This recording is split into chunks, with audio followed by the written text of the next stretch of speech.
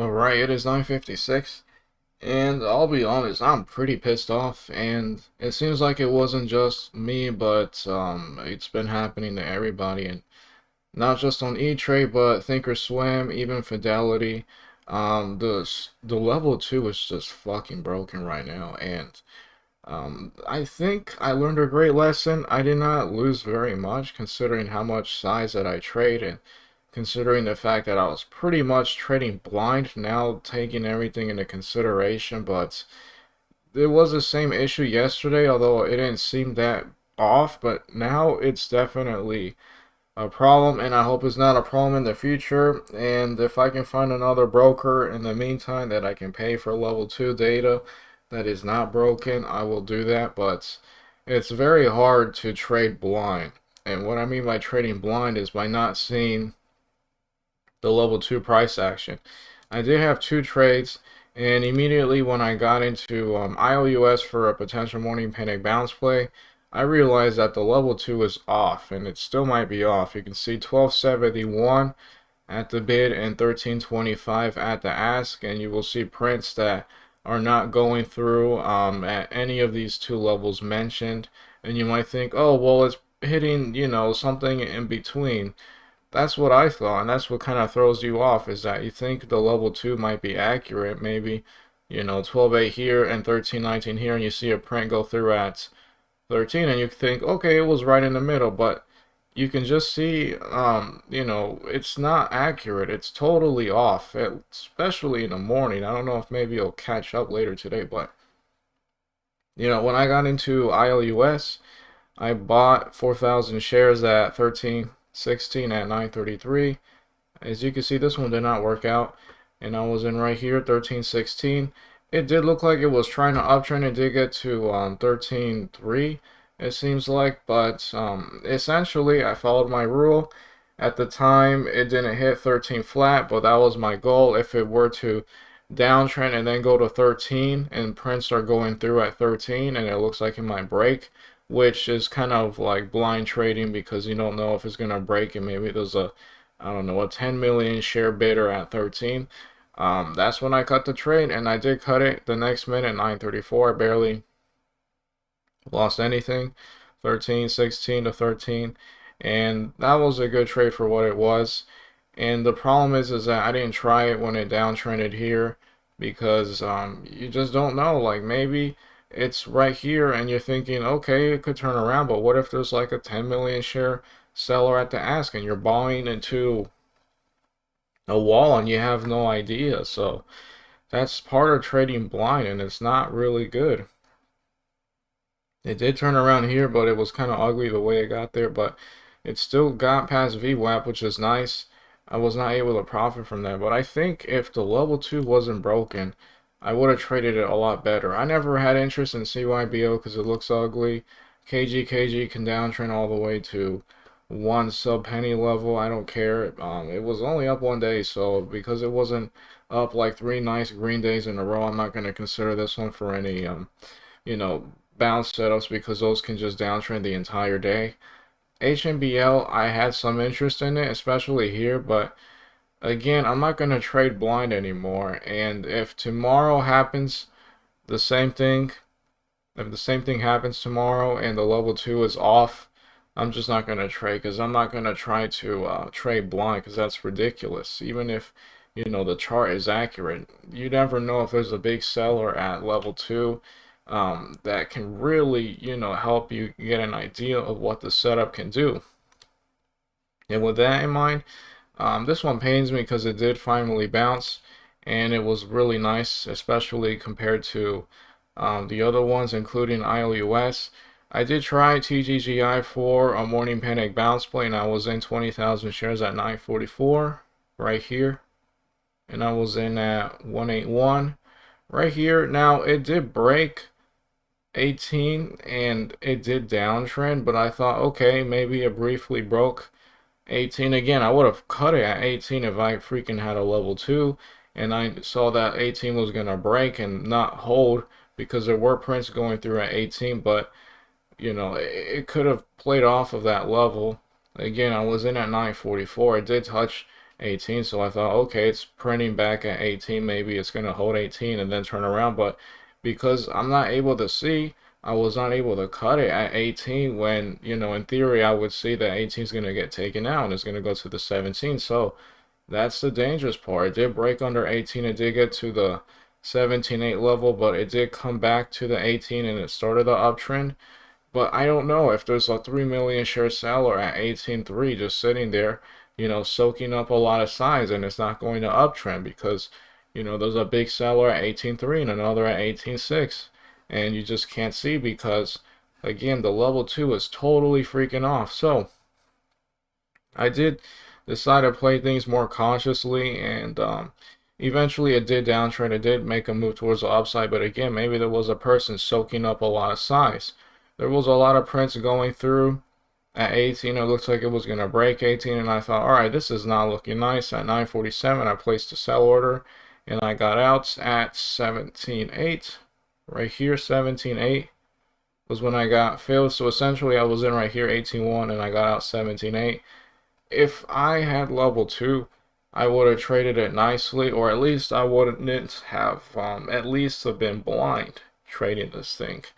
And, I didn't want to trade this one anymore because the level 2 was off. So, I had no interest again trading it, even though it was playing off of 175. I don't know if there's again a 10 million share seller at 178 now, and it's going to immediately break 175. You just don't know because you're blind. And I'm glad I'm not the only person who's having this problem, because if it was just me, then I would think, okay, what could be the problem? Do I have to contact support or something?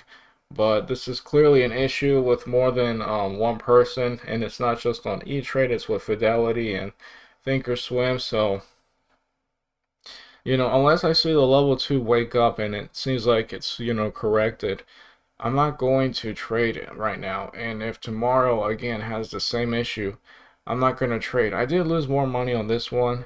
I think I'm down today about $11, which is fine because honestly, if I had level 2, I probably would have cut it before it broke under 18 here, and I would have had a tiny loss there.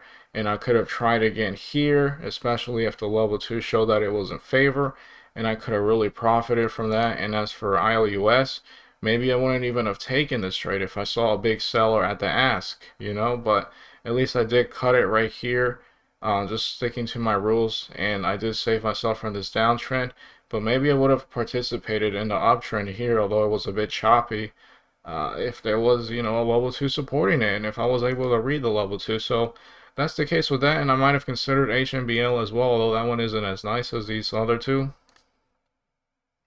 I'll make an update later. Maybe DPLS could be like a breakout. I guess this won't show because of that weird tick there, but maybe you can do something and, I don't know, try. It seems too newbie to just shoot up and break this level, but I'll be watching, especially if level 2 wakes up.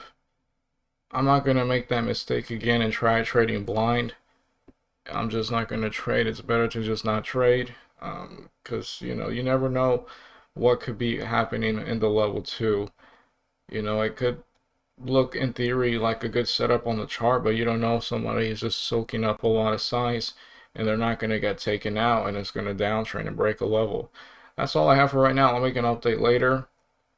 I won't make that mistake again. I'm glad, like these bigger mistakes that I've been making are actually getting smaller, which is a good thing, but I need to try not to make them in the first place. I wish the level 2 wasn't so dumb right now, but at least it wasn't my fault, at least it wasn't like me just being a bad trader. It's just that it's hard to, judge these trades when you don't have a level 2. Alright, it was 11:36 and I want to make an update. I did have an interest with IMPP. This one just got away from me, but I had this trend line based off of the tip right here and also the corner of this candle, and I was interested in it if it was going to break past the trend line, as in it's going to stop downtrending and now turn around. It did ultimately do it, but not the way I would have been interested in trading it, which, as you can see, had like, an opening after it was halted, and it had some crazy volatility. And then I saw this price action here. I was interested in this if it were to have broken under $6, because then I think that could have wiped out a whole bunch of dip buyers that were here and then maybe a whole bunch of, short sellers are shorting this level here, and then it could do a turnaround and people start, dip buying the panic under 6, playing off of at the time, I think it was 560. I don't remember where I got that number off of, but I think I was just actually, no, I was interested in it just breaking 6 and then waiting for a potential turnaround, but it never broke under 6 and it did make the move. So then I thought, all right, the pattern's pretty much, out. They didn't go the way, it wanted. So it made the uptrend and then it downtrend, and then I thought, then I think it was at 560 because it was right here, and the 540s at its low, and I thought 560 was a nice round number. If it were to go back to 560, give or take, and then try to reverse from there, it's going to do something nice. It exactly did that. I just wasn't there when this one was, doing it. So this one just sneaked past me. The level 2 is working again. I did trade HMBL. And it was speculative because this was, in theory, the morning panic bounce play here, and then, in theory, a double bottom. And then I'm playing the double bottom after that. And I wouldn't have normally have traded something like this, but the reason why I did consider it is because there was a whole bunch of volume dumped. So I figured that, maybe this thing didn't get to VWAP here or here. It didn't do anything too nice because it was a big seller with a lot of shares that the person was trying to sell into, and it was just not letting the stock move towards the upside. So I figured maybe now that this thing is here, the big sellers are out of the way, so this thing can do an uptrend, and it's still playing off of the same level. And I did trade 3,000 shares at 11.23, which was right here, and I was in at 12.95, which was between the bid and the ask. I actually had an order at 12.90. I would have been executed if I kept that one, but I did get it at 12.95 because I moved up the price just a little bit. And it was starting to uptrend, it was starting to work, and I did have a trend line. And just to play it safe, I sold 1,000 shares at 11.26, which was right here at 13 flat. And then what happened was that a large seller showed up at 13 with 99,000 shares or 100,000 shares. And then it scared it, it made everything downtrend. And that's when I sold the rest at 12.92 at 11.26, which was this candle right here. Right here was my sell at 12.92.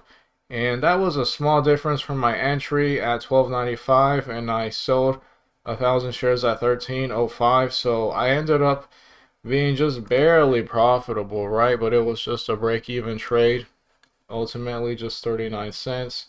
Because, it didn't really go the way I wanted it to. It didn't follow the trend line. It broke under it because it was a large seller that showed up at 13. If it were to have broken under the trend line with just regular price action, and it didn't break, the trend line because a large seller showed up, then I would have held and I would have risked it off of this 12.85 level. And if it were to have broken 12.85, I'd probably place a sell order at 12.7 in case it might get to the day low, or at least this range right here. I know there's two little wicks there, but in theory it might downtrend and then, get towards this 12.7 level. And if that breaks, that will be pretty bad. So, it did uptrend. It got to 13.18 and never got to VWAP, which would have been ideal, or past it. But that is totally fine. And it looks like there were still big sellers at 13. There was one with like 120,000 shares. I wasn't sure because I was I was going over this, but I did see a big seller show up there on the ask. And yeah, it didn't really work out. This was a scratch ultimately, but I'm glad I had a trade with HMBL. I'm glad the level 2 works, although, I mean, now at 11.41, it's not an ideal time to be trading anymore. So this might be the last trade. Pretty happy to see this thing work with IMPP. And I also saw this work. I was less interested in it, but CEI did do an inverse head and shoulders here, shoulder, head, shoulder, where you can say this was, no, actually, shoulder, head, shoulder. This was it when I was looking at it. It did work. I just never traded it. I hesitated because these are listed stocks, but both of those setups worked, and I'm pretty happy to have seen that. A better version of me would have been more aggressive, and I would have saw this, especially at 560 right here. Kind of crazy the way it drops to 560. Almost sounds like I'm making things up, but that was the idea because I didn't want to trade it off of the very wick here. I was thinking 560 is a nice round number. It shows up perfectly on the chart here on E-Trade, and that was the case for that one. But if I were to have been long this, I might have sold it in the 620s because it would have broken a trend line, unless I would have sold half and maybe sell the other half once it starts to look really crazy here. I don't know. It's all hindsight at this point, but that's about it for now. I probably won't trade anything else.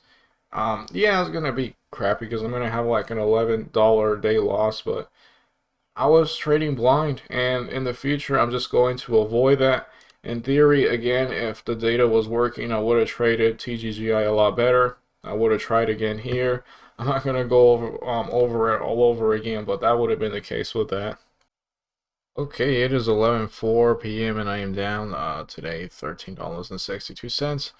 And I don't take it that personally. It would have been pretty bad if I had level 2 and the setups didn't work, and I would have felt bad because too bad the setups didn't work, but the setups that I trade tend to be setups that work more often than not.